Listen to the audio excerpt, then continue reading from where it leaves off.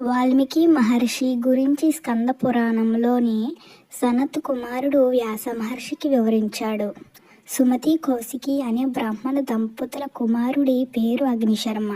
ఆ అగ్నిశర్మకి చదువు అనగా వేదములు మొదలైనవి సరిగ్గా అబ్బలేదు. ఆ రాజ్యంలో క్షామం వచ్చి ఎవరూ ఎవరికి దాన ధర్మాలు చేయడం లేదు.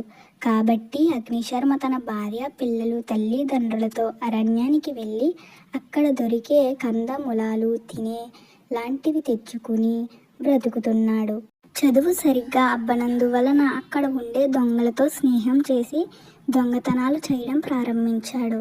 ఒకసారి అటుగా వెళుతున్న కొంతమంది మహర్షులను ఆపి, మీ దగ్గర ఉన్నది ఇవ్వండి, లేకపోతే చంపుతాను అన్నాడు.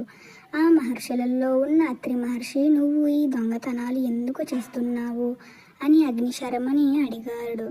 నన్ను నమ్ముకున్న నా భార్యను, నా తల్లిదండ్రులని పోషించడానికని చెప్పాడు శర్మ. అలా అయితే నువ్వు ఇప్పటిదాకా చేసిన ఈ దొంగతనాల వలన నీకు కలిగిన పాపాన్ని నీ కుటుంబ సభ్యులలో ఎవరన్నా పంచుకుంటారేమో అడిగిరా అని అత్రి మహర్షి అన్నారు.